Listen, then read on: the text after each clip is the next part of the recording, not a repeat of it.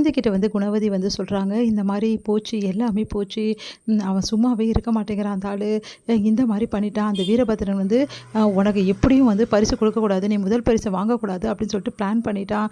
அந்த நடுவர்கள் எல்லாம் கூட பேசிகிட்டு இருக்கும்போது நான் கேட்டேன், அவங்க எவ்வளோ சொன்னாங்க, நீ தான் நல்லா பண்ணேன்னு. ஆனால் அவன் நான் 2 மார்க் தான் கொடுத்துருக்கேன், இந்த 2 ரவுண்டுக்குமே சேர்த்து 2 மார்க்கு தான், அதனால் அவள் ஜெயிக்க வாய்ப்பு இல்லை அப்படின்னு சொல்லிட்டு முடிவு பண்ணி பண்ணிகிட்ருக்கான் அப்படின்னு. என்ன பண்ணுறதுன்னு ஆனந்தி தவிக்கிறாங்க.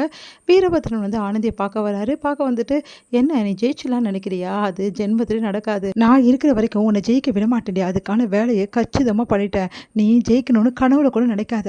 கண்டிப்பாக நீ ஜெயிக்க போகிறதில்ல. இப்போ பார், நீ இப்போவே போனீங்கன்னா நல்லது, இல்லைன்னா அவமானப்பட்டு தான் போக வேண்டியது இருக்கும் அப்படின்னு சொல்லிட்டு போகிறாரு. அதை கேட்டு ஆனந்தியை தவிக்கிறாங்க.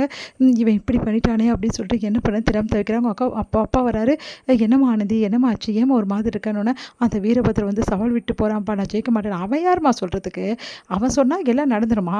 அவனமோ பெரிய ஆள் நினச்சிட்டு இருக்கான. 3 பேர் இருக்காங்கம்மா. இவன் சொன்னால் இன்னும் 2 பேர் உனக்கு ஏதாவது ஓட்டு போடுவாங்கல்லம்மா, உனக்கு மார்க் போடுவாங்கல்ல அப்படின்றாரு.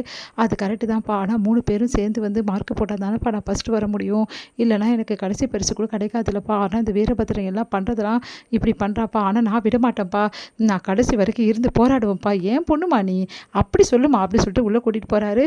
இங்கே வந்து என்ன பண்ணுறாங்க, ஜட்ஜ் வந்து எல்லா மார்க்கும் போட்டுட்டாங்க. இப்போ அவங்க வந்து உங்களுக்கு ரிசல்ட் நாங்கள் அனௌன்ஸ் பண்ண போகிறோம் அப்படின்னு சொல்லிட்டு அந்த தொகுத்து வழங்குற வந்து பொண்ணு வந்து சொல்கிறாங்க. அடுத்து எல்லாருமே வந்து பரபரப்பாக பார்த்துட்ருக்காங்க. அவன் தான் முடிச்சு விட்டுட்டானே நம்மளை இல்லாத மார்க்கே போடாமல் நம்மளே தான் சொதப்பி விட்டுட்டானே, இதுக்கப்புறம் எங்கே நம்மளுக்கு கொடுக்க போகிறாங்க அப்படின்னு சொல்லிட்டு குணவதி புலம்புறாங்க. குணா, நீ புலம்பாத, பார்த்துக்கலாம் விடு.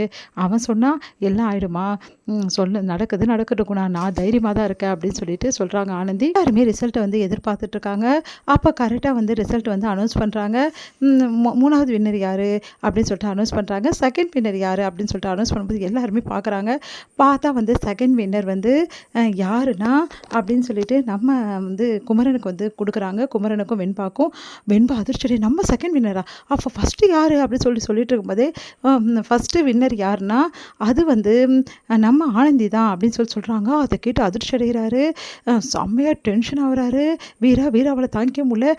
ஏன் இப்படிலாம் பண்ணுறீங்க, நான் தான் சொன்னேன்ல அப்படின்னு. இங்கே பாருங்கள், நீங்கள் சொன்னீங்க தான், ஆனால் நீங்கள் 2 மார்க் போட்டிங்கல்ல, அதை தான் எங்களால் தாங்கிக்கவே முடியல. நீங்கள் சாதாரணமாக கொஞ்சம் மார்க் போட்டிருந்தா கூட நாங்கள் நம்பியிருப்போம். உங்களுக்கு சுத்தமாகவே அவங்கள பிடிக்கல, அதுக்காக தான் இப்படி பண்ணியிருக்கீங்க, நாங்கள் முடிவு பண்ணிட்டோம். அதுக்காக தான் நீங்கள் 2 மார்க் போட்டிங்களா, மற்ற பேருக்கெல்லாம் நாங்கள் கம்மி மார்க் போட்டு ஆனந்தியை ஃபஸ்ட் எடுத்துகிட்டு வந்துட்டோம். இப்போ உங்களால் ஒன்றும் பண்ண முடியாது சார், நீங்கள் பண்ணுறது சரியில்லை சார். ஆனால் இவ்வளோ பெரிய டைரக்டராக இருந்துட்டு இப்படிலாம் வந்து யோசிக்கிறீங்களே சார் அப்படின்னு. நீங்கள் இப்படி பண்ணுவீங்க நினச்சி கூட பார்க்கல அப்படின்றாங்க. நாங்கள் நினச்சி பார்க்கல சார், நீங்கள் இப்படி யோசிப்பீங்கன்னு சொல்லிட்டு. அவங்க எவ்வளோ டேலண்ட் தெரியுமா சார் அப்படி சொல்கிறாங்க. இங்கே வந்து அனௌன்ஸ் பண்ணுறதுக்காக ஆனந்தி கூப்பிட்றாங்க.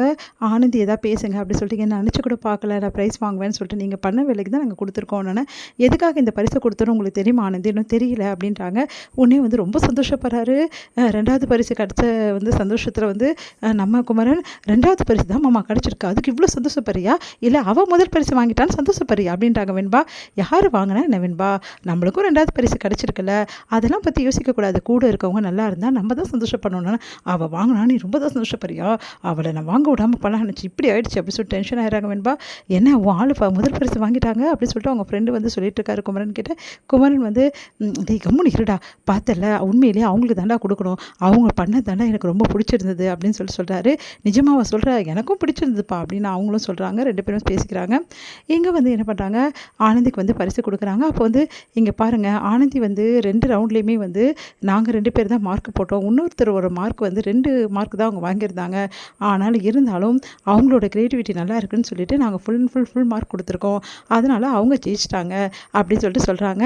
அதை கேட்டுட்டு தாங்கவே முடியல வீரபத்ரனால், அப்படியே டென்ஷனாக பார்த்துட்டே இருக்காரு. இது எப்படி நடந்ததுன்னு சொல்லிட்டு ஆனந்திக்கு அந்த பரிசை கொடுக்குறாங்க. ஆனந்தி சந்தோஷமாக அந்த 5 லட்சத்து பணத்தை வாங்குறாங்க. 2வது பரிசு நம்ம குமரனுக்கு கொடுக்குறாங்க. அடுத்து எல்லாருமே ஃபோட்டோஸ் நின்று எடுத்துக்கிறாங்க. வீரபத்ரனை பார்க்குறாங்க. பார்த்து அப்படியே ஆனந்தி முறைக்கிறாங்க. அடுத்து வந்து பரிசு வாங்கி அவங்க அப்பா ரொம்ப சந்தோஷப்படுறாரு. நீ எனக்கு தெரியுமா, நீ தான் வாங்குவேன்னு சொல்லிட்டு அவர் வந்து அவ்வளோ சந்தோஷப்பட்டு இருக்காரு. இதை பார்த்து வீரபத்ரன் செம டென்ஷனாக அங்கே போகிறாரு.